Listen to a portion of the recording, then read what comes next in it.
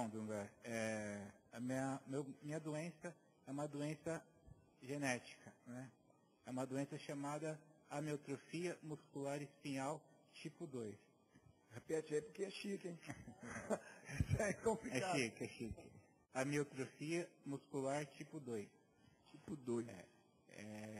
É uma doença que afeta toda a estrutura de músculos, né, do meu corpo, e que é progressiva, né? Meus pais começaram a notar que eu tinha alguma dificuldade com meus 2 anos, né? Já com 2 anos de idade. Eu era um bebezinho normal, ficava em pé, mas caía muito, né? Ia dar os primeiros passos e caía muito. Aí meus pais começaram a se ligar que tinha uma coisa errada. Só que isso era 30 anos atrás, né? Eu estou com 32 anos, e infelizmente não tinha tanta tecnologia como tem hoje. Então o processo para chegar a esse diagnóstico demorou aí uns 8, 10 anos. Passei por vários médicos, Santa Casa, Hospital das Clínicas, até que eu cheguei na ACD, né, Associação da Criança, como que é mesmo, Rita?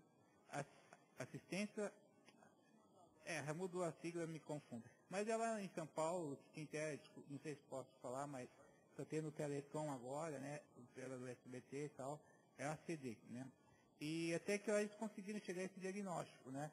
É uma doença rara, é uma doença que não acontece tanto, só que foi desencadeada por causa de casamentos entre primos na minha família, né?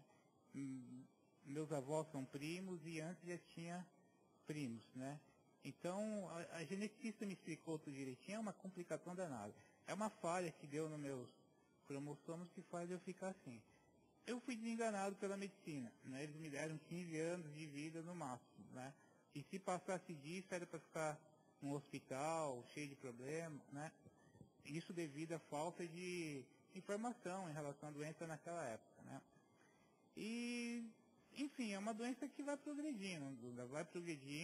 Como eu falei, com 2 anos eu era um bebezinho normal, ficava em pé, mas eu fui parando, fui crescendo, também fui engordando, como fui ficando mais ocioso, né? Fui engordando e fiquei em pé, sem andar, até os 7, 8 anos, né? Com 7, 8 anos, comecei a ficar mais sentado do que em pé, e isso afetou a coluna. E me deu escoliose. Como eu sempre fui gordinho desde criança, afetou a coluna e a coluna não aguentou o peso. E deu a escoliose, né? E com 10 anos de idade eu fiz a minha cirurgia, a minha primeira grande cirurgia, né? Que foi na coluna. Foram 12 horas de cirurgia. O pós-operatório foi tranquilo, mas o pós-operatório foi muito ruim, porque eu tive que ficar engessado 1 ano. 1 ano engessado? Quantos anos você tinha? 10 anos.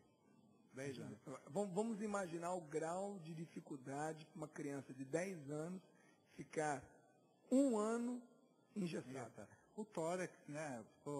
Hoje tem colete, tem vários recursos que não tinha época que fez eu ficar desse jeito, né? Então eu tive que largar a escola, minha mãe teve que ficar muito mais tempo comigo, eu não podia lavar a cabeça, não podia tomar um banho decente, né? E o resultado da cirurgia em si durou apenas 2 anos, né? Com 12, 13 anos a escoliose voltou, né? Só que assim, hoje os médicos falam que essa cirurgia me salvou. Essa cirurgia, por mais dura que tenha sido na época, ela me salvou porque ela impediu de eu ficar com mais problema na coluna ainda, né? E assim, o problema na coluna não é só a aparência de ficar meio tortinho assim e tal, não é só isso, afeta os órgãos lá dentro, né? Afeta o pulmão, afeta o coração, afeta o rim, né? Então era para mim, né, graças a Deus, aconteceu essa cirurgia e me preservou, né? E com o tempo o problema foi evoluindo, né? Eu fui fui perdendo alguns movimentos, né? Eu comia, eu me vestia sozinho, né? Foi evoluindo até chegar a esse estágio que está hoje, né? Bom, o Jackson, para quem não o conhece, eu o conheço, mas eu não o conheço tão bem. Estou conhecendo hoje, tendo prazer, porque é um prazer poder conversar com o Jackson e com a Rita. É um presente de Deus poder conviver com esses dois, porque, como eu disse, hoje os relacionamentos estão tão esvaziados, né? As pessoas falam assim, vamos casar, se der certo a gente fica, se não der certo a gente separa. Tem muita gente que já casa com a predisposição de, um ano depois, qualquer coisa a gente... Vê um punhado de artista aí, né?